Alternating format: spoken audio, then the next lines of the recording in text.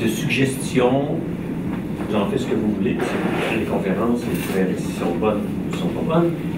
Et j'ai pensé, ça fait au moins 2 ans que je pense à faire de façon pédagogique pour les étudiants du CIRS. Les gens, il y en a sûrement d'autres qui pourront faire un exposé, mais j'ai pensé à ça depuis un certain nombre d'années pour la raison que je vais dans beaucoup de congrès depuis longtemps et j'ai toujours été, à chaque fois, frappé par le fait qu'il y a des gens d'expertise, des gens reconnus, des gens expérimentés, qui font des conférences depuis des décennies et qui n'ont jamais appris à faire une conférence dans les temps requis. C'est quelque chose qui me dépasse.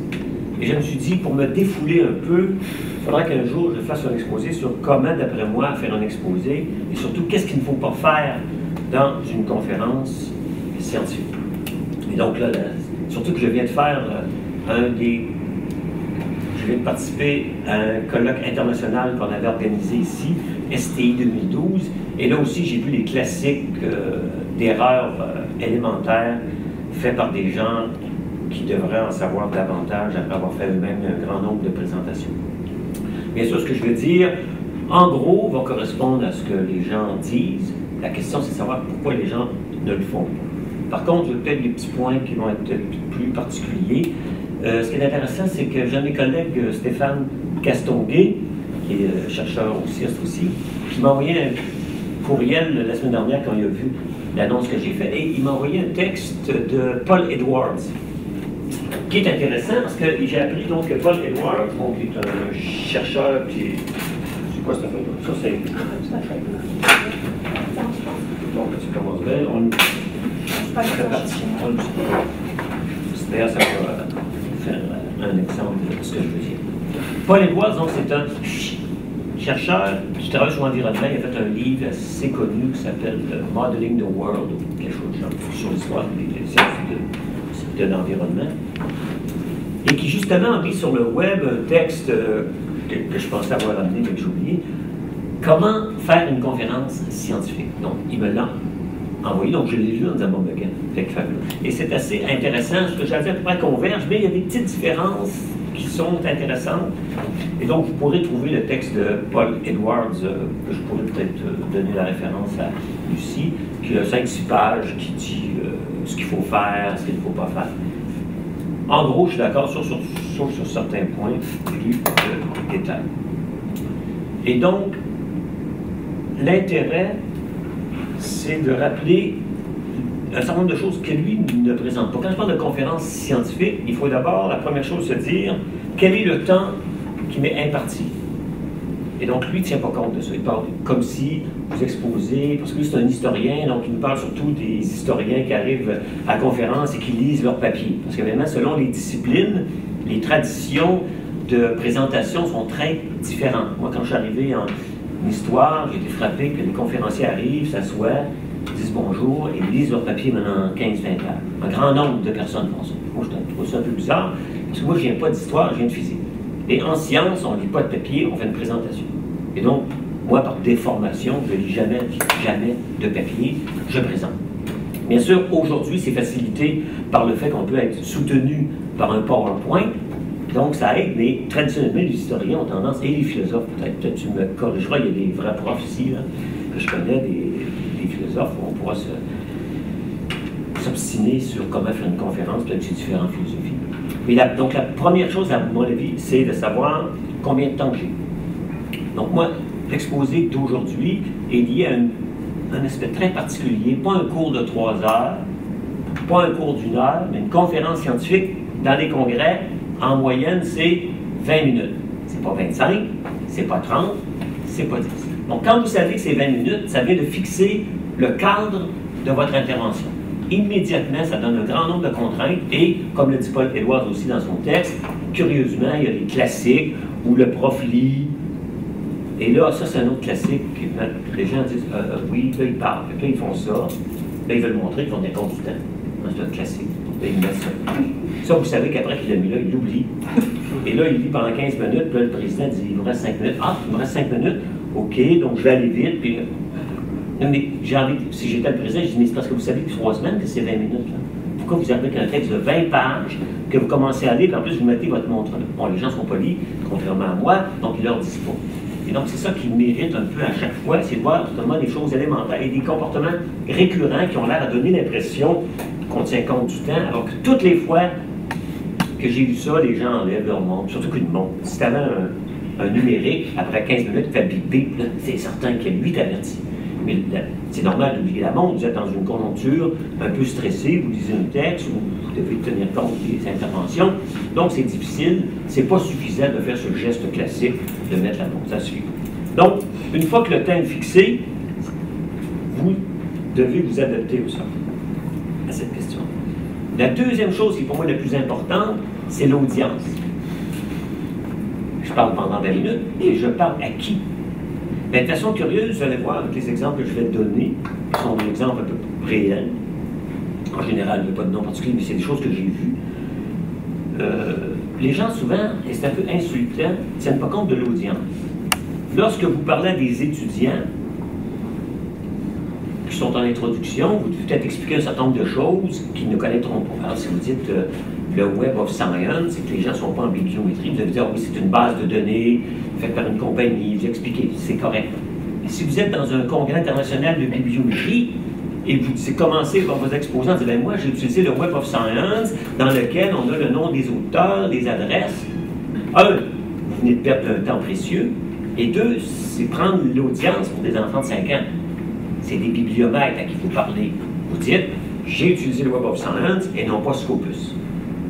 Vous ne connaissez pas Scopus, mais c'est pas grave, vous n'êtes pas au congrès de bibliométrie. Et si dans la salle, il y en a un qui n'est pas de bibliométrie puis qui ne sait pas c'est quoi Scopus, il n'y a pas d'affaire là, ou bien il demandera à l'autre, c'est quoi Scopus? Mais, donc, il faut toujours savoir à quelle audience. Première chose, donc le temps. Deuxième, l'audience. Un certain nombre de points aussi qui sont plus liés peut-être à la personnalité, mais il faut contrôler ces aspects-là aussi. C'est le fait qu'il faut voir dans l'environnement dans lequel on est. Okay? Par exemple, ici, il y a un micro. Il faut savoir comment ça fonctionne, un micro. C'est élémentaire, hein? Mais il y a des classiques. Donc, il y a des micros très directionnels qui ne fonctionnent que si vous êtes direct dedans. Lui, je le devine, parce que j'ai demandé, il ne doit pas être trop directionnel, hein, j'espère, sinon on ne comprendra rien. Mais s'il est très directionnel, il faut le savoir. Parce qu'un classique, dans les congrès où il y a des micros, les gens parlent au micro et ensuite se tournent la tête et disent, regardez sur le PowerPoint, on n'entend rien. On n'entend absolument rien. Fait que là, moi, ça m'est arrivé, parce que des fois, je me dis, il y a des limites, de me lever. Dans ce cas-là, je me suis levé, je vais aller voir, la personne était assise, je me suis avancé, j'ai pris le micro, j'ai visité la tête, j'ai dit, on parle dans le micro. Je suis retourné m'asseoir. Ça, j'en avais assez de rien comprendre. Et c'est sûr que tous les gens autour de la table ne comprennent rien, mais n'osent pas dire, veux-tu, s'il te plaît, parler dans le micro? Et là, vous dites, oui, mais le micro, il est fixe. Bien, justement, si le micro est fixe, vous pouvez faire des interventions, vous vous levez, puis vous prenez le micro et vous pointez. C'est banal. Tous les congrès, les gens ne font pas ça, pour être en train de dire, on ne comprend rien. Donc, il y a des choses élémentaires. Le contexte, c'est celui-là. C'est quoi le micro? J'aime mieux le prendre dans mes mains pour parler là, et ensuite me retourner. Et encore, j'ai vu ça 50 fois au colloque. Le micro était tellement directionnel que le simple fait, c'est une table ronde, ça banal, le simple fait que l'autre parle, pour montrer qu'on parle à tout le monde, se tournant par là. Alors que si le micro est trop directionnel, tu dois plutôt te concentrer sur l'audience que sur la table. Tant pis, ou bien prendre le micro. Parce que sinon, on entend un mot sur deux, et ça, c'est assez fréquent, mais les gens oublient ce genre de choses. Donc, c'est technique, hein, c'est des petites choses. Un autre aspect technique, c'est bien sûr de savoir si vous allez faire votre exposé debout ou assis. Ça il peut y avoir des contraintes. Bon, dans le cas ici, je n'ai pas de PowerPoint, puis il n'y a pas de raison que je fasse mon exposé debout. Ça va faire quoi? Je vais me promener dans l'arbre, je vais en train de faire ça de même, puis il n'y a pas de raison. Lorsqu'on est dans un colloque où il y a du train et on a un PowerPoint, effectivement, c'est beaucoup mieux d'être debout. Je n'en ai pas toujours en train de tourner la tête, ce qui est un peu absurde. Okay? C'est des choses élémentaires, constamment remises en question. Plutôt, c'est des règles élémentaires qui sont régulièrement brisées et non appliquées, ce qui fait que les gens soit s'endorment, soit rient. S'il y en a un autre aspect aussi comportementale dans les conférences de 20 minutes. Et je vais venir sur le contenu. Là, je suis toujours dans l'environnement de la conférence 20 minutes. Okay? Si vous êtes assis, c'est pas trop mal. Il y a des chances que donc, votre environnement va être assez contrôlé. Vous êtes assis, vous ne bougez pas trop, vous allez être devant votre micro. Et c'est très directionnel, il faut que vous le mangiez, le micro. Vraiment. Et vous pouvez aussi décider de prendre ce coude et prendre le micro dedans, mais il faut que vous soyez à l'aise. Mais tout en étant certain que vous réussissez à communiquer correctement en tenant compte de l'environnement. Surtout, c'est une grande salle. Ici, on se comprend bien, on n'a pas besoin de micro. Ça ne s'applique pas. Mais dans notre cas-là, on a une grande salle de 200-250, le micro avait une fonction importante. J'ai oublié à quel endroit que je me suis levé pour aller mettre le micro correctement. Mais donc, la salle devait être assez grande pour que j'entende pas, même si je ne suis pas sourd, j'entends pas. Oui. L'autre aspect, je disais, c'est le comportemental. Donc, si les gens sont debout, et ça, c'est des histoires qui nous sont arrivées où t'es mort de rire, fait que tu ne peux plus écouter la conférence, tu es juste en train de te retenir de ne pas rire. Or, comme il ne faut pas rire, on a tendance à rire encore plus. C'est que j'ai un exposé, la personne faisait son exposé devant un micro, mais devant le train, et il avait vraiment ses poches, un tic nerveux, quelconque, et il fait en train de jouer avec ses clés et ses scènes noires. Mais comme il t'approche du micro, on s'enfuit un peu dans le micro. Hein? Là, tu n'oses pas dire, enlève tes mains de tes poches. Tu n'oses pas dire ça, quand on était dans le coin, de bord de rire, vas-tu arrêter parce que la situation était complètement absurde. Donc, il faut, si on a ce tic-là, on vide nos poches, on s'assure qu'on, si on a un tic, on ne peut pas le savoir. Là, c'est aux gens, à apprendre aux gens qui ont des tics, ou on le sait, puis on essaie de le contrôler dans une situation de métro. Il y en a un autre exemple qui est important quand on a un tic, c'est de le contrôler comme ça. Par exemple, il y a des gens qui conduisent en 1 verre d'eau. Si vous faites un exposé de 3 heures, on peut comprendre qu'en 3 heures, hein, vous avez la bouche sèche, puis il faut faire ça. Donc là, qu'est-ce que ça fait? Première chose que ça fait, 1 fois sur 2, les gens boivent au plein milieu d'une phrase. C'est pas fort. Puis comme c'est urgent d'arrêter une phrase au milieu pour prendre une gorgée d'eau. De la misère à croire qu'on ne peut pas finir la phrase avant de prendre une gorgée d'eau. Il y a plus drôle encore, et ça peut-être que certains d'entre vous l'ont vu, donc une personne, mais je prends l'exemple réel. C'est quelqu'un qui a le verre d'eau là, qui va commencer à dire oui, mais bon, donc vous savez, dans mon exposé, il faut parler de. Et donc il faut tenir compte du fait qu'on a des comportements, et en fonction des comportements, on a aussi. Fait que là, après 5 minutes de ça, je peux vous jurer que tout le monde s'est dit OK, vas-tu boire une gorgée pendant son exposé? Et la réponse, c'est non. OK? C'est non.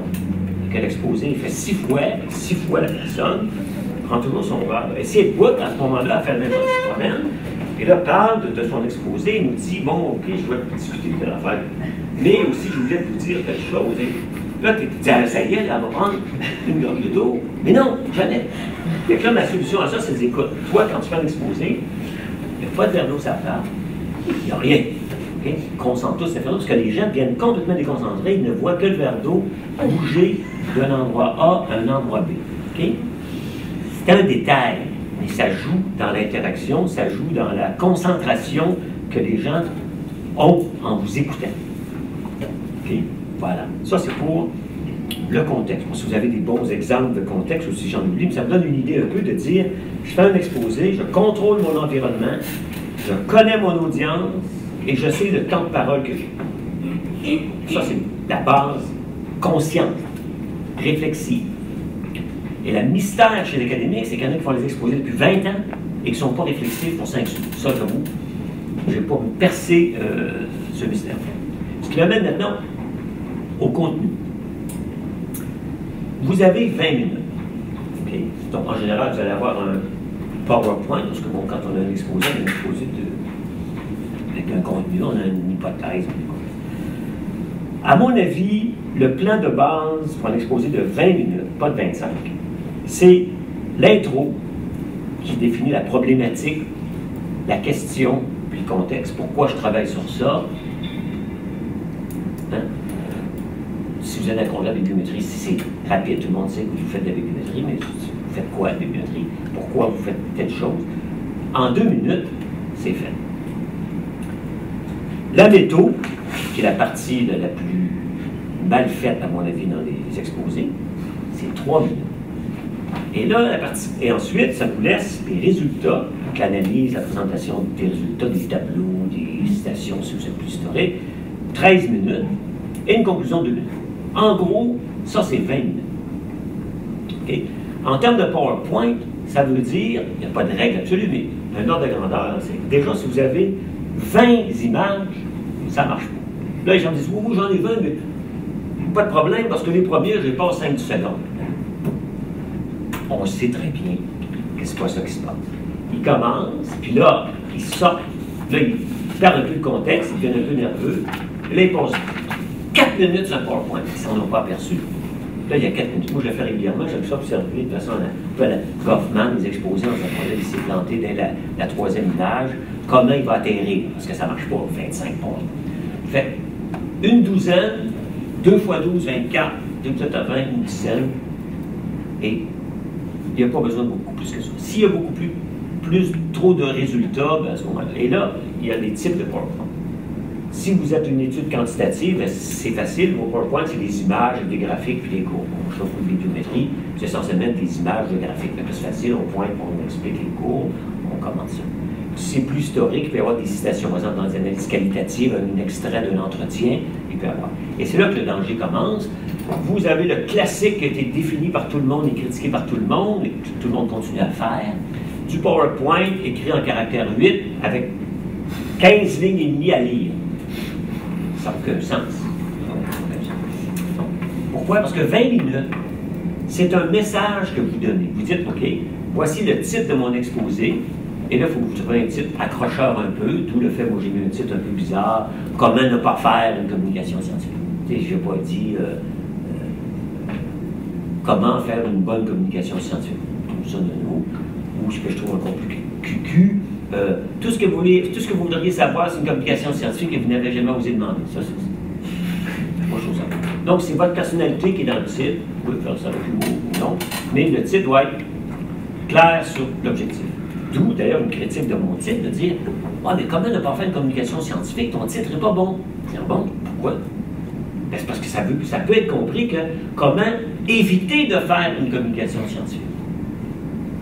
Mais là, c'est intéressant parce que quelle est la proportion des gens parmi vous qui, tout en sachant qu'on peut, en jouant au sophiste, aller chercher cette lecture-là, va se dire, dans le contexte, parce que tout texte est dans un contexte, dans le contexte, le premier sens devait être quoi ne pas faire dans une communication scientifique. Mais oui, effectivement, il y a cette possibilité. Et j'ai beaucoup de difficulté à voir au niveau de la phénoménologie de la lecture, on voit un titre comme ça. La première interprétation, c'est de dire comment éviter de faire une communication scientifique. Parce que personne m'a fait un exposé pour dire vous ne voulez pas faire d'exposé scientifique, cachez-vous, dites que vous êtes malade, dites que vous avez la grippe, dites que votre belle-mère est morte, dites pas votre ordinateur est brisé, ça c'est pour les travaux de fin de session. Regardez ça.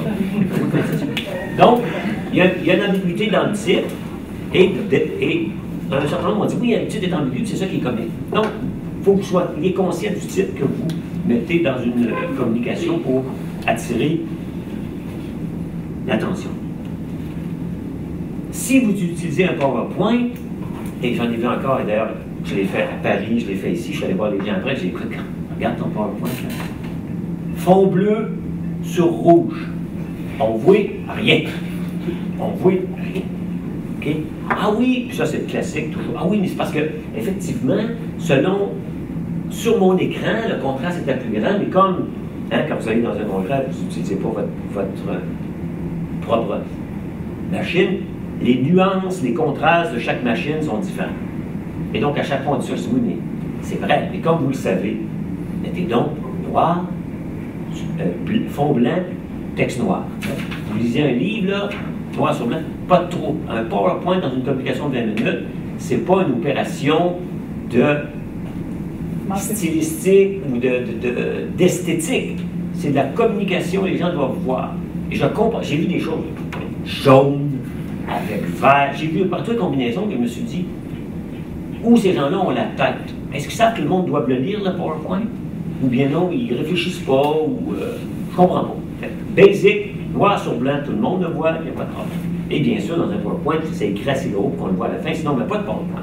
Moi, j'en ai pas de PowerPoint, il n'y a pas d'ambiguïté. OK, d'accord, au moins c'est ça. Mais dans un cas où il y a un PowerPoint, il faut aussi être préparé. Donc, il faut maîtriser son sujet. Banal. Mais j'ai vu des exposés, des fois, on écoute la personne, on se dit, regarde tellement son PowerPoint, là, que. Est-ce qu'elle sait de quoi elle nous parle? Parce que j'ai vu un exposé une fois, j'ai dit, c'est son étudiant qui a fait le PowerPoint ou c'est lui? Parce que c'est votre thèse, c'est votre mémoire, c'est votre recherche. Le PowerPoint, c'est pour vous, c'est pas pour moi. Pour me suivre, je dis, OK, si je suis rendu à la 3e image, ça peut vous servir, ça doit vous servir de guide, mais le PowerPoint ne peut pas contenir des textes de 20 lignes de long. Mais ça, c'est un choix. Je vous répète, faites ce que vous voulez, parce que je connais des collègues qui continuent à faire ce qu'ils pensent mieux. Moi, je pense que c'est une erreur de communication. Par exemple, une autre chose que je pense qui n'est pas bonne, j'ai vu récemment, c'est des gens qui ont un PowerPoint, et là, c'est dû, à mon avis, au bris de la communication et de l'interaction avec l'audience. Okay? Si je vous parle, j'ai un PowerPoint, je vous montre l'image, on est toujours en communication. Mais si je mets un grand texte, et là, ça, je l'ai vu un certain nombre de fois, je ne pense pas que c'est bon dans l'interaction, c'est de se dire, bon, le texte est long, je vais vous laisser le lire.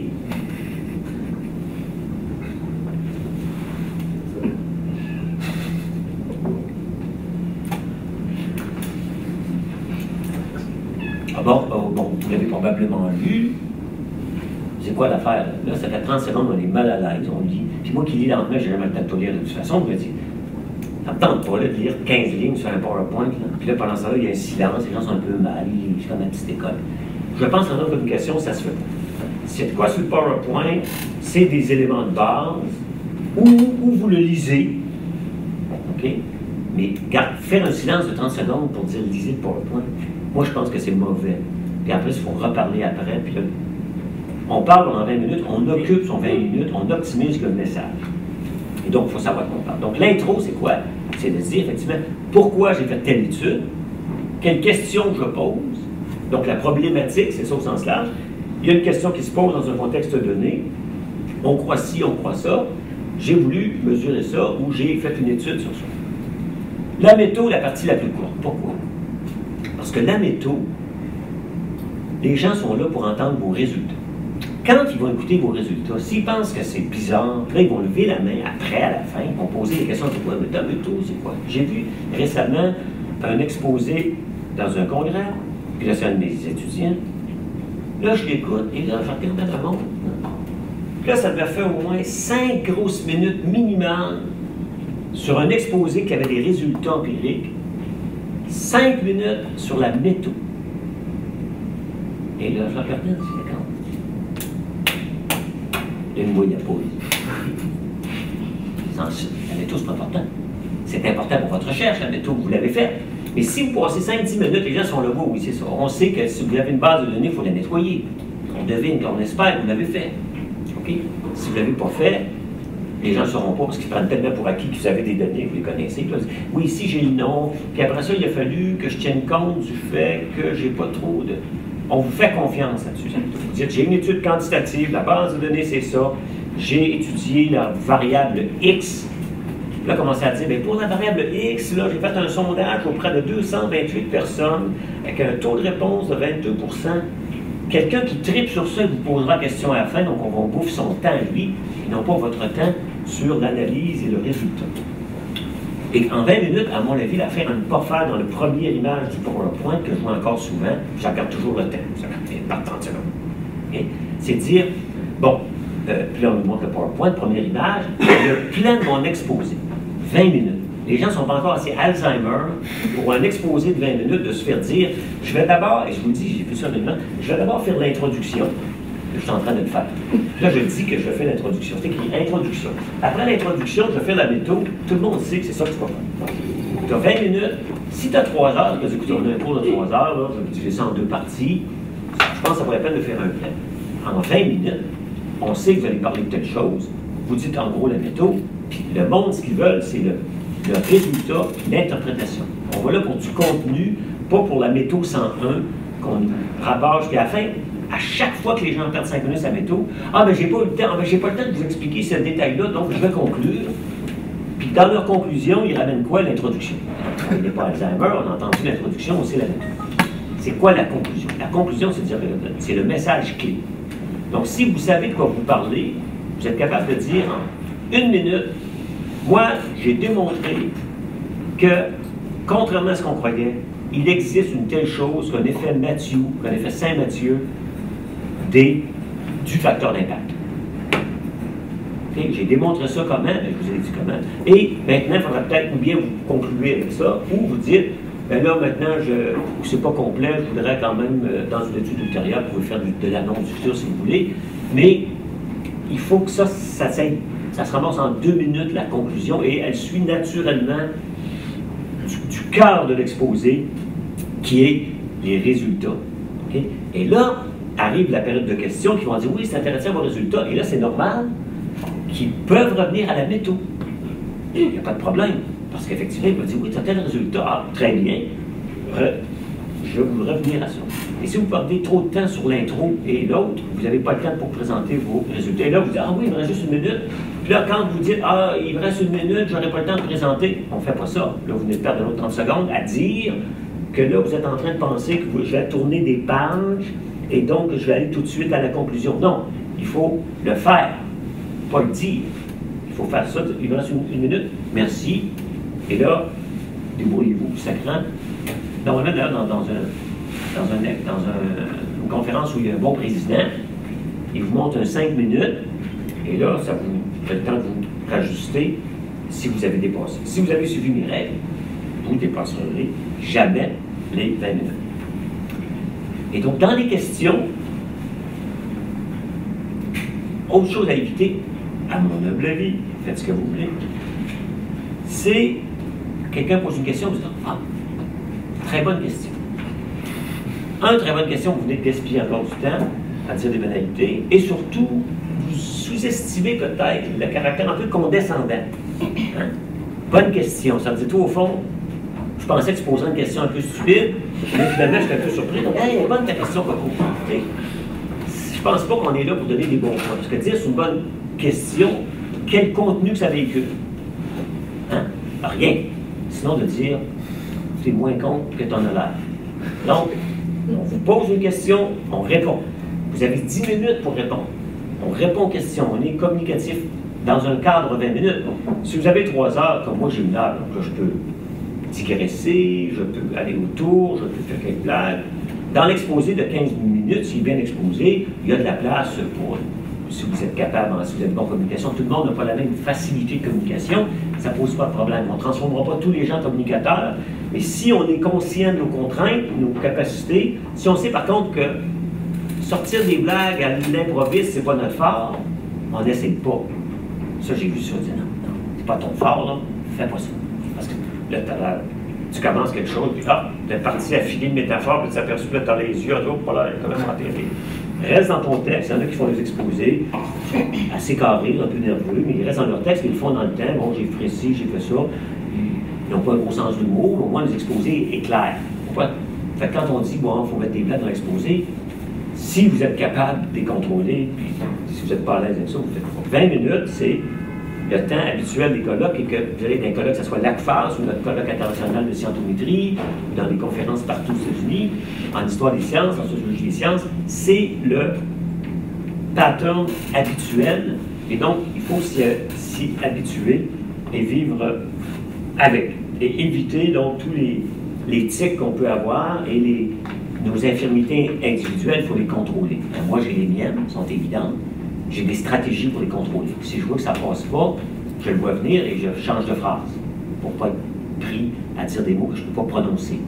Hein? Donc, on a un travail sur soi à faire dans la communication pour connaître nos limites et savoir vivre à l'intérieur de nos propres capacités, pas essayer d'imiter les meilleurs conférenciers qui font une blague au bon moment, etc. Ils sont bons là-dedans. Il ne faut pas essayer de les imiter parce que... Donc, en fin de la journée, il y a un terme que j'aime beaucoup qui s'appelle le KISS Principle. Hein? KISS. K-I-S-S. Keep it simple, stupid. KISS Principle, c'est fondamental. Donc, un exposé de 20 minutes, PowerPoint, noir et blanc, pas les petites gugus qui avancent, puis que les petites lettres viennent tomber. On regarde ça en disant, tous les enfants de 5 ans. On n'est pas en pédagogie 101, là. On est à l'université. Donc, il faut un minimum de couleurs qui n'ont pas d'affaire là. Et autre point crucial, c'est d'être prêt, comme on contrôle son exposé, on contrôle ses connaissances, on sait de quoi on parle, on n'a pas besoin d'aide. Si le PowerPoint fuck, ce qui est un classique insupportable, au lieu de perdre 5-10 minutes à zigonner avec le fil, moi j'ai dit non, on arrête, voici mon exposé. Okay? Je vous montre qu'il y a une corrélation entre le facteur d'impact et l'autre, l'image est brisée, pendant que l'autre zigonne. Pendant que le technicien le répare, vous l'expliquez, et si la machine se répare, vous allez là la courbe. La courbe est utile, mais je vous le dis, j'ai démontré tel PowerPoint, et là, il faut que vous ne soyez pas là en disant donc vous imprimez le PowerPoint, vous l'avez au moins pour suivre vos notes, la machine ne fonctionne pas, parce qu'il va y en avoir 5 qui vont se lever dans la salle, c'est un classique aussi, ah oui, plein aussi, fait F2.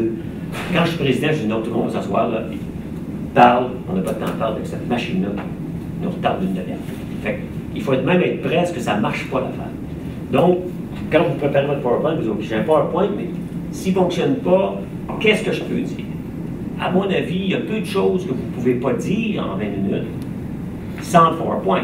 Parce que vous savez que l'audience vous fait confiance. Vous dites, bon, j'ai mesuré telle chose, il y a une corrélation très élevée entre les deux, ce qui est un phénomène important, etc., etc. Okay? Puis, si au milieu, d'ailleurs, j'ai vu des conférences où c'est arrivé pendant l'exposé, parce que la personne avait bien réagi que ça ne fonctionne pas. L'autre chose, c'est qu'on parle à notre audience dans notre temps, et on ne se laisse pas je termine là-dessus, on ne se laisse pas déconcentrer.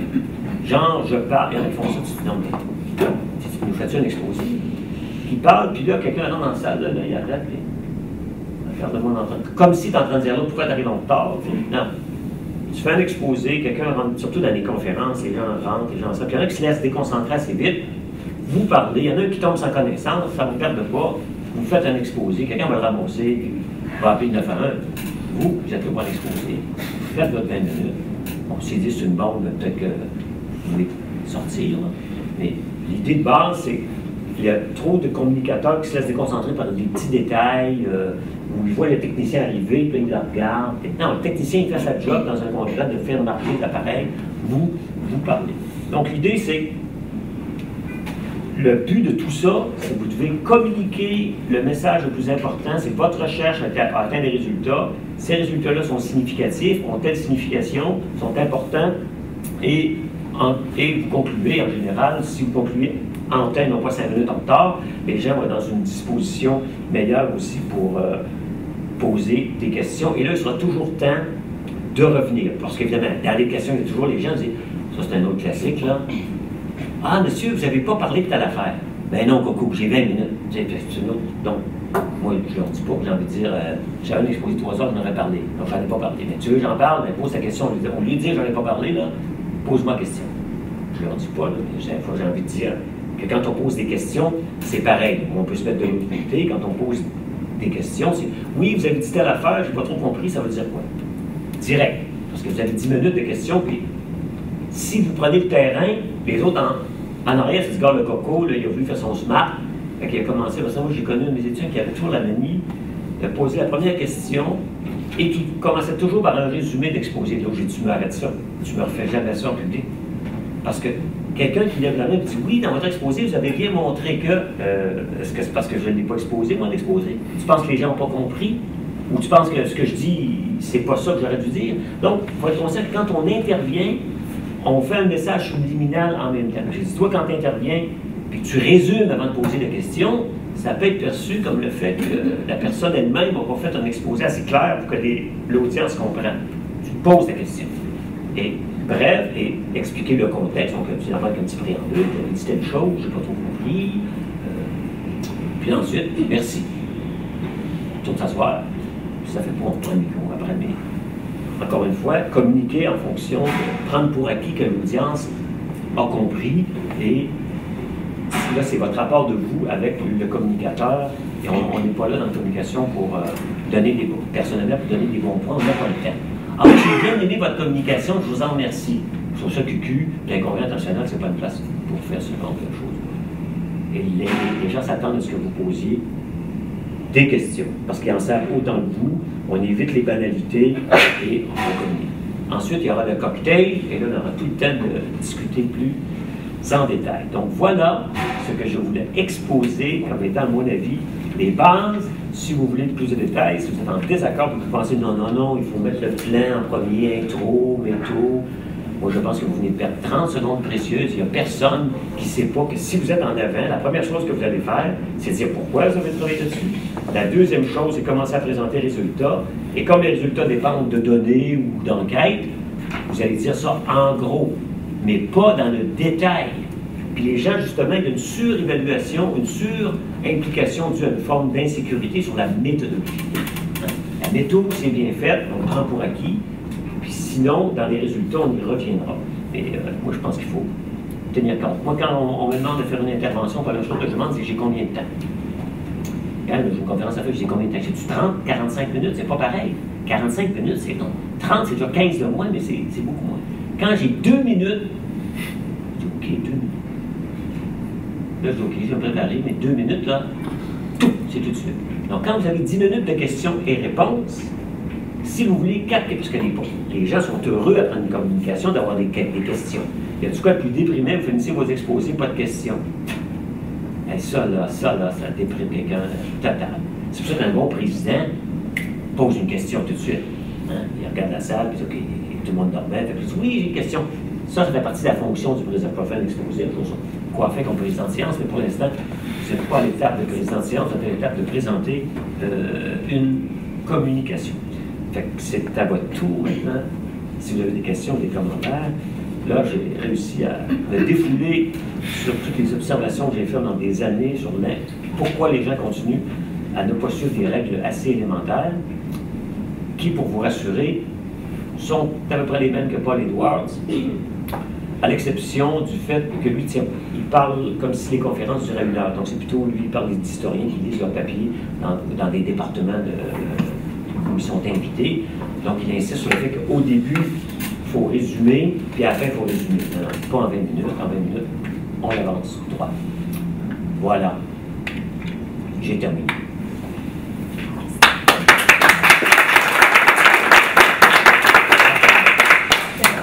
Questions, commentaires, allez-y. Comment, après une présentation vraiment réglée, 30 minutes, on a fini, on remercie, comment on répond à un commentaire ou une question impolie? Impoli? Oui. Puis, moi, ce que je fais dans ce temps-là, ça dépend, mais la meilleure, c'est que, encore là, il faut tenir compte de notre personnalité. OK? Si on a une capacité. Il y a des gens qui ont la répartie facile. OK, moi, j'ai la répartie facile. C'est comme ça. Non, quelqu'un qui m'écoeure, il risque en une fraction de seconde. Je vais y retourner assez vite. OK? Sinon, ça m'est arrivé des choses que je ne trouvais pas très gentilles, mais j'étais en forme, j'ai fait comme si je n'avais rien entendu. J'ai évité. Ah. J'ai répondu, par exemple, d'un seul coup, je faisais une conférence assez. Je faisais exprès, je voulais brasser les gens, donc je savais concernant ce que je faisais. Là, il y en a qui vont au micro, dit oui, donc on voit bien que vous êtes le Jeff Fillion de l'université. Puis après, il a posé sa question. Quand il est terminé, j'ai répondu à sa question. J'ai rien dit. Je n'ai pas soulevé qu'il avait dit que j'étais le Jeff Fillion, parce que c'est lui qui a l'air d'un clown. Et donc, souvent, le silence devant ce qui est évident pour tout le monde, parce qu'aussi, l'audience, à mon avis, est cruciale. OK? Ça m'est arrivé même dans l'écrit. Quelqu'un, j'avais fait une lettre, j'ai fait un texte qui démolissait le texte. La personne répond. Et dans sa réponse, elle dit oui, bon, on voit que le Québécois, Yves Gindra, bon, en termes de traduction, etc. L'éditeur, de quoi je dis, vous pouvez laisser la phrase là, mais il se coule. Moi, je ne répondais pas à ça. Dans ma lettre, j'ai répondu à tous les arguments, mais je n'ai pas soulevé ça. Et tous les lecteurs qui font une enquête vont dire, mais qu'est-ce que c'est ça? Donc, lorsque les gens sont impolis, ou oublient pas avoir entendu, et s'ils sont juste. Non, là, c'est suivi d'une question. Et là, de prendre la question de commentaire et de répondre. Pourquoi? Parce que là, les gens, l'audience vont dire, OK, elle n'a pas soulevé l'affaire pour lancer des conneries. Parce que les enfantillages, si on répond, c'est 2 enfantillages. Si on le fait comme si on ne l'a pas entendu, on répond, les gens disent, tu gagnes l'autre. L'autre se coule parce qu'il n'a pas été gentil, impoli. Et l'autre gagne parce qu'il a simplement répondu à la question, il n'a pas soulevé, embarqué dans les attaques. Il faut faire comme ça, il ne les a pas entendus. À mon avis. Il faut voir dans le cas particulier. Si vous avez de l'humour, vous pouvez aussi...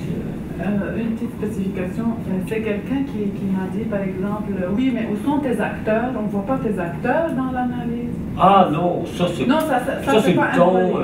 Ouais. Ça, mais là, comment on répond? Je lui dis, oui, je l'ai dans ma thèse, c'est pas dans... Ça c'est 20 minutes, c'est un aperçu. Oui. Oui, mais comment justifier? J'étais vraiment... OK, ouais, mais là, il faut ramener que qu'est-ce que tu as construit? Écoutez, ici, parce que quand on a une thèse, en général, on a toujours 5-6 objets, 5-6 angles d'analyse. Dans un exposé de 20 minutes, il ne faut surtout pas faire ça. D'ailleurs, ça, c'est moi que je ne vais pas parler, mais je prends pour acquis que dans 20 minutes, vous parlez d'une chose, pas de 4. Parce que là, 4, tes cuits vont dire, tu n'as pas développé. Mais non, j'avais 4 affaires, tu en prends une. Puis là, ils disent, tu n'as pas parlé de telle affaire. Moi, je réponds toujours non. Là, j'ai bien compris, je n'ai pas parlé. Je n'avais pas, non, je n'ai pas parlé, ça avait bien écouté. Là, tu peux. Non. Voulez-vous que j'en parle? OK, je vais en parler. Mais cette idée que. Mais ça, c'est fréquent. Ouais. C'est dire, il n'y a pas d'acteur. Tu peux dire, bien ici, c'est parce que j'analysais les structures, mon cher monsieur. Et par contre, effectivement, si j'ai le temps de répondre brièvement, mes acteurs, là, tu peux répondre en dehors de ton exposé, de ce que tu sais sur tes acteurs, dire oui, effectivement, mes acteurs ont tel rôle et tel rôle. Donc, dans la réponse à une question, tu n'es plus dans le cadre de ton exposé. C'est là que la maîtrise de ton sujet peut dire oui, effectivement, j'ai des données qui montrent quelque chose. Mais toujours en répondant, non pas en disant oui, c'est une bonne question. Vous répondez. Et là, je lui dis, vous n'avez pas d'acteur. Je dis oui, mais toi, tu n'as pas de structure. C'est une autre réponse qui est possible. Mais non, il faut échanger sur le contenu. Moi, je pense qu'il n'est pas important. Ça donne le message qu'on échange des contenus. Et si l'audience est un peu attentive, elle s'aperçoit que les gens qui ne vont pas sur le contenu attaquent la personne, ils perdent. Donc, on perd le silence sur ça. D'autres expériences, oui? Question. Comment faire pour rendre accessible à une audience, par exemple, qui n'est pas nécessairement spécialiste, un contenu, une présentation qui contient beaucoup de termes techniques, acronymes, ou ce genre de choses comme ça? Les acronymes, on les évite. Si on n'est pas... C'est sûr qu'il faut d'abord savoir son audience. Quand je dis Scopus dans une bibliométrie, tout le monde sait c'est quoi Scopus. Mais sinon, j'ai dit bon, j'ai dit... Et là, la solution, mais là, c'est la préparation, etc. Mais le problème de la communication à des non-experts, la clé, c'est de savoir quelle est cette audience pour être capable de savoir quelle analogie va être bonne pour cette audience-là. Parce qu'il y a des gens qui parfois se disent, bon, pour simplifier, on fait des analogies, mais ils font une analogie encore plus compliquée que le phénomène originel. C'est pas avancé. Je me souviens d'une histoire de physique qui faisait une analogie sur un phénomène que personne connaît. Personne connaît. C'était, j'oublie quoi là, c'est quelque chose qui s'appelle c'est un terme hyper technique. C'est le fait que, bon, si tu as un fluide qui a certaines propriétés, qui s'appelait, oh oui, j'allais dire, l'opalescence critique. Je n'expliquerai pas c'est quoi l'opalescence critique, mais comme tu sais que personne ne sait c'est quoi l'opalescence critique, tu ne vas pas faire une analogie qui dit que ça c'est comme l'opalescence critique. Parce que la plus d'analogie, c'est de prendre quelque chose de pas connu de l'audience pour le faire connaître à l'audience. Donc si tu dis c'est comme l'opalescence critique, les gens sont encore plus dans la graisse de bine qu'ils l'étaient avant. Mais il faut toujours se préparer à l'avance en disant, ben là, c'est des gens qui ne connaissent pas la physique nucléaire, donc il faut que... Et ça, c'est une chose qu'on oublie. Parfois, les gens incorporent les pires, c'est les médecins. Oh oui, tu as telle affaire. Ils donnent un nom compliqué de même. Ils disent, hey, t'es en train de me parler comme cool, là. Arrive-moi pas qu'elle a la tête. Dis-moi qu'est-ce que j'ai. Dis-moi ça en français. Et ça, c'est donc, c'est des gens qui n'ont pas appris à communiquer aux bonnes audiences. Il n'y a pas de réponse absolue, mais il faut se préparer en disant, OK, je sais que, par exemple, le coefficient positif du vide dans un réacteur nucléaire, ils ne sauront pas c'est quoi. Ça, tu le sais dès le départ. Fait que là, tu dis, OK, qu'est-ce que je vais leur dire? Et, fait que là, tu prends une petite analogie, tu la testes un peu, qui est simple. Tu sais, tu peux dire, voyez-vous, si l'eau s'évapore, on comprend que c'est moins dense, et que là, les neutrons sont absorbés. Fait que là, OK, on comprend, ils comprennent que de l'eau, c'est dense, ça absorbe plus, puis du gaz, ça absorbe moins. Là, brièvement, mais tu prépares avant. S'il faut le faire sur place, c'est plus difficile. Mais il faut justement prévoir à l'avance l'audience. OK, là, qui je vais voir? Et là, vous savez aussi ce qui est intéressant dans les audiences, quand vous les connaissez, vous allez savoir à l'avance, OK, là, ils vont me sortir les classiques. Par exemple, moi, je fais beaucoup de bibliométrie devant des scientifiques. Ils arrivent là, ils disent, bon, là, j'ai ma gang de physiciens, ils sont toutes des grands mathématiciens, des grands scientifiques. Or, c'est des gens qui, quand ils parlent d'eux-mêmes, sont en absence totale de pensée scientifique. Fait qu'ils sortent les clichés. Là, je dis oui, on est habitué, ça fait 5 fois que j'entends cette question-là. Par exemple, lors du dernier congrès de STI, mon collègue Michel Grossetti faisait un exposé. On a fait un travail ensemble sur la déconcentration des publications scientifiques dans le monde. Or, il y a des gens en géographie qui promeuvent l'idée qu'il y a concentration dans les grandes agglomérations. C'est complètement faux. Okay? C'est faux. On va nous démontrer ça, lui fait la présentation, et à la fin, et on sait que quand on présente ça, comme ça va contre certaines idées, les gens qui ne peuvent pas remettre ça en cause, parce que les données empiriques sont robustes, vont arriver avec l'autre affaire. Okay? Oui, mais la qualité. Puis là, bon, Michel dit oui, merci de la question. Il dit, vous savez, à chaque fois que je fais cet exposé-là partout, on me pose cette question. Puis il dit oui, effectivement, on l'a fait aussi. Voici, on sort de la poche ce qu'on sait qui va être l'argument classique. Voici, on a vérifié pour ça aussi. Puis il y a des concentrations des citations aussi. Donc là, tu connais bien ton audience, donc tu devines les questions qu'ils vont poser, puis les questions pièges, tu vas les avoir vues. Si tu es un peu bourdieusien, puis tu vas faire un exposé chez des boudoniens ou des latouriens, tu es mieux de le savoir. Si tu ne sais pas à l'avance, tout ce qui va sortir comme principe, il faut que tu le saches en disant, OK, maintenant, sortez les arguments. Et là, on frappe. Donc, toujours la question de l'audience, c'est qui? Crucial. On parle presque jamais d'audience, alors qu'on parle de communication. Oui, mais c'est pas juste que je parle au mur, il faut que je sache à qui je parle. À qui, ouais, en tous les sens du terme. C'est-tu des profs? Et si c'est des profs, c'est-tu des quanti ou des quali? C'est-tu des économistes? Si c'est des économistes, vous savez, ils vont lever la main et dire, ah, mais vous n'avez pas fait de régression. C'est sûr. Aucun doute. Si c'est un quali avec N vivo, ils vont dire oui, mais vos analyses quantitatives, ça ne vous donne pas le petit grain de l'interaction. Non. Ça vous intéresse?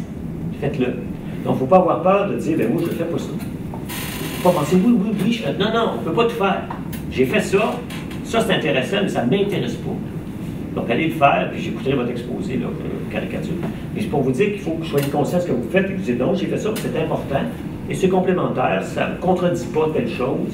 Il faut que vous défendiez aussi votre point de vue contre les objections potentielles qui vont venir de l'audience à laquelle vous vous adressez. D'accord, mon philosophe? Ah, pas pire. Non, oui, vas-y. Ce que tu disais sur les pratiques selon les disciplines, c'est très important. Chez les philosophes, il y a le même genre de répartition. Les gens qui font l'histoire de la philosophie ont des pratiques de présentation qui sont très proches du canon historique. On lit et on met donc le PowerPoint avec la citation de Kant de 27 lignes, avec les variantes en allemand, en disant, bah, vous voyez, c'est clair, il y a une différence. Et tandis que les logiciens, souvent, leur PowerPoint, le regardent, disent, de toute façon, cette démonstration, je l'ai fait dans le papier, là, c'est juste un riage d'un vieux papier que je fais, mais je voudrais vous parler d'autre chose. Il y a une... C'est ça. Et donc, quand on est dans un domaine donné, il faut être réflexif et connaître ces cultures-là et s'habituer à ça. On sait que les gens vont lire le papier, c'est correct. Des fois, je vois les conférences d'historiens, ils lisent le papier. Mais ceux qui lisent le papier, au moins, il y en a qui savent bien lire. Moi, j'ai vu quelqu'un qui lit le papier, c'est extraordinaire. Tu ne crois pas qu'il lit le papier parce qu'il a réussi à vous garder, ça coule de source, il n'est pas en train de s'enfarger d'un phrase. Si vous êtes pour vous enfarger d'un phrase, il vaut mieux pas les lire. Parce que là, puis là, vous dites, ah, excusez, puis là, vous prenez la phrase, l'excusez. Vous excusez en disant c'est une catastrophe. Oui. J'avais une question par rapport à l'étau qualitatif, vous étiez en train d'en parler. Êtes-vous d'accord que quand c'est justement une méthodologie qualitative, il faut l'expliquer plus que peut-être 3 minutes pour que les gens, on vous prend pour acquis que votre méthode est bonne. Mais nous, quand on arrive, peut-être qu'ils doutent de notre validité de nos résultats, ils nous écoutent moins parce qu'ils sont toujours sur la question, oui, mais as-tu fait ça comme ça? As-tu pris la procédure? As-tu la rigueur? Ouais, mais là, justement, ça dépend de l'audience. Si on fait l'hypothèse que votre audience ne vous trosse pas, puis dit, bon, à la fin du calibre, c'est quoi in vivo? C'est ça que le 2 minutes, ça dit, bon, j'ai fait du in vivo. Donc là, il n'y a personne qui va dire, mais avez-vous pris la version 7.8? Non, quelqu'un qui fait ça, tu donnes, que tu le prennes. Okay? Par exemple, ça m'est arrivé dans un congrès de bibliométrie, où moi, je donne la méthode de base. On dit que bibliométrie. Au contraire, en donnant la méthode de base, je leur prête un niveau de connaissance. Moi, je porte toujours l'idée que mon audience en sait autant que moi. Parce qu'il n'y a rien de plus, à mon avis, insultant que toujours de dire « Ah oui, vous savez, on vient de publier le Book Citation Index. » Si on est dans la bibliométrie, on connaît le domaine. Il y en a qui ne savent pas, mais tu ne prends pas pour acquis qu'ils ne savent pas. Là, tu as l'air du donneur de leçons. Okay? Donc, je fais un exposé comme ça, puis il lève la main. Il dit « Oui, mais vous savez que dans le Web of Science, donc dans le Science Citation Index, puis dans le Social Citation Index, il y a des revues qui sont les mêmes. » J'ai regardé, tout le monde sait ça. Donc, bien sûr, j'ai utilisé uniquement une revue quand j'ai fusionné toutes les bases de données. Puis, j'en dis, garde, mon coco, je pensais que... Donc, il faut voir, et même dans l'hypothèse que vous donnez, si c'est du Cali, bon, je tombe pas j'embarque pas dans le faux problème quand du Cali, c'est une perte de temps. Tout le monde il y a des milliers de pages écrites qui ne servent à rien parce qu'on crée des dichotomies complètement absurdes. Quanti-Cali, micro, macro, tout ça n'a pas de sens. Il y a l'échelle d'observation que vous avez, that's it. Hein, c'est comme je dis, en physique, il n'y a personne qui va dire que la physique de la résistance des matériaux est absurde parce qu'elle ne tient pas compte des quarks. Les quarks, c'est à l'échelle de la physique des particules élémentaires. Ce n'est pas à l'échelle de la résistance des matériaux. Mais en physique, personne ne va dire des niaiseries semblables. En sciences humaines, on a encore des niaiseries semblables d'opposer le micro, le méso et le macro. Au niveau des méthodes, c'est pareil. La méthode est déterminée par l'objet. C'est pas de savoir si c'est Cali ou c'est quanti, c'est de voir c'est quoi ta question. Puis là, on dit, oh, mais cette question-là, tu as fait soit un sondage par questionnaire, ou soit tu as fait des entrevues approfondies. On a compris. Puis après ça, par exemple, ça c'est une chose que j'ai vu aussi. Ah oui, j'ai utilisé une Vivo et là j'ai codé. Ben oui, tu as codé, tu viens pas nous dire ça. Et le texte ne code pas tout seul, donc tu as codé des catégories. OK. C'est sûr. Donc dis-nous plutôt, voici où, dans les catégories que j'ai codées, donc tu les as codées, j'en ai 7 catégories. J'ai pris ces 7 catégories-là, puis voici le résultat. À la fin, là, la personne va dire « Oui, j'ai vu que vous avez mis 7 catégories, mais il y a une catégorie que vous n'avez pas mise. Ah oui, effectivement, on a décidé de ne pas la mettre, parce que c'est un chiard, puis ça ne marche pas, puis etc. » Donc moi, je pense encore qu'il ne faut pas partir qui ne connaissent rien, parce que ça donne un genre de plus scolaire. Tu sais, quand on dit « J'ai classé mes catégories. » Ben oui, tout le monde sait que ça ne se fait pas par ordinateur. C'est toi qui lis le texte, puis tu fais une petite virgule là, puis tu codes ça, puis tu fais tu regroupes les catégories. En 20 minutes, la méthode, mon expérience, on surenchère la méthode. Il faut plutôt la limiter, puis ensuite se préparer à répondre, quitte à dire, écoutez, là, on peut parler de ça aussi, mais effectivement, ça fait des techniques, puis c'est comme dire quel logiciel qui a donné telle affaire, bien ça, comme dit l'autre, c'est dans le papier, et aussi dans tel texte. Perdre 10 minutes sur la méthode en 20, c'est une catastrophe, à mon avis, parce que les gens qui vont dans une conférence, surtout des métaux, là, vous me corrigerez, mais moi j'ai fait une découverte qui m'a fait mourir de rire. J'étais l'année dernière, donc il y a 2 ans, au Conseil européen de la recherche, au comité, pas de fin autour de table. Là, on a eu toutes les demandes de subvention. Puis là, je joue partout dans les demandes de subvention. I use mixed methods, blablabla. Puis, oh, use mixed methods, blablabla. C'est quoi ce mixed method? C'est quoi cette affaire-là? On va dire, ah oui, c'est du quanti et du Cali. Je dis, ouais. Ah, bienvenue, je suis comme, je suis comme M. Jourdain qui faisait de la prose sans le savoir. Je fais du quanti, du Cali mélangé de tout bord, de tout côté depuis 25 ans. Appelez ça une méthode, c'est une connerie. Ça ne m'a rien dit. OK? Donc, mais là, ça grosse mode. Donc, tout ça pour dire qu'il y a une surenchère de la méthodologie, comme si on inventait des nouvelles méthodes. OK, des nouvelles méthodes, il y a du Cali, qui a plusieurs formes, ethnographie, observation participante. Hein? Il y en a-tu des nouvelles là, qui ont été inventées? Des nouvelles. Tu sais, des régressions statistiques, tu as beau changer la virgule au bout. C'est dans l'univers des régressions, de l'analyse de texte par ordinateur, de l'analyse de texte par ici, Sato, l'analyse de réseau. Si on fait la liste des méthodes, c'est pas mal fixé, ça. Hein? Je ne connais pas de nouvelles, vraiment nouvelles. Quand on dit « Ah, I use mixed method », ça c'est du blabla pour faire semblant qu'on fait des choses de nouveau. Ça, j'en ai vu beaucoup des demandes d'European Research Council qui disent « Ah, on utilise des méthodes nouvelles en bibliométrie. » J'ai dit « Ah, bien, écoutez, c'est un hasard, parce que moi, je fais de la bibliométrie depuis 15 ans. Ça, on fait ça depuis 10 ans. Il n'y a rien de nouveau là-dedans. C'est bon ce qu'il fait, mais c'est pas nouveau. Et comme il y a la surenchère, la rhétorique du nouveau, faites Google Search dans les bases de données, a new approach to this, a new method for, vous en avez plein. Là, quand vous le dites, c'est pas vraiment nouveau, tu as pris ça, c'est un nouvel objet, c'est correct, mais c'est pas nouveau. Donc moi, je suis très critique de la surenchère de la méthodologie, qui cache souvent une insécurité conceptuelle ou théorique. Et ceux qui remettent en cause vos résultats, il faut qu'il y ait un argument de dire oui, tu n'es pas d'accord, c'est parfait, j'écoute. Et là, il faut qu'ils trouvent un argument. Ah, ben moi, je n'aurais pas fait ça. Ben, justement, c'est moi qui l'ai fait. Ça, c'est autre chose. C'est pas un argument, ça, tu sais, je n'aurais pas fait ça. Donc, j'ai fait une conférence une fois, j'étais au MIT, puis un exposé, c'est critique, théorique. Donc, quelqu'un a dit à la fin, que je connais par ailleurs, lève la main. Ah, on ne peut pas faire ça. Je regarde, je dis, bon, on ne peut pas faire ça. Ah, c'est intéressant, moi, je l'ai fait. Je dis, au fou, là, je l'ai fait. Après, j'ai répondu que non, on peut faire ça. Non seulement on peut, c'est ça qu'on doit faire. Ça, c'est original, ça, c'est du vieux stock. Mais tu sais, les gens qui, au lieu d'argumenter, arrivent d'autorité, on ne peut pas faire ça. Dis-moi pourquoi. Puis, je réponds. Donc, il faut aussi être prêt à être à répondre aux arguments, mais je tiens à penser dans 20 minutes, on n'a pas le temps de perdre sur des détails méthodologiques. Sauf notre exposé, c'est sur une méthode. Là, vous devinez que si l'argument c'est la méthode, bien les résultats c'est la méthode. Ou vous testez une méthodologie, alors j'ai testé ça contre ça, parce qu'il y avait deux méthodes, ça c'est le contexte problématique, je compare la méthode A à une méthode B, puis on voit que ça a des résultats différents, et donc en conclusion, la première méthode est meilleure que la deuxième. OK, ça c'est une autre possibilité. Voilà. Quelle autre question?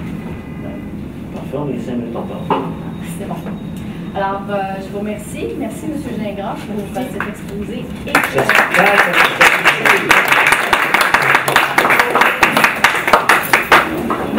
Une réflexion sur vos pratiques.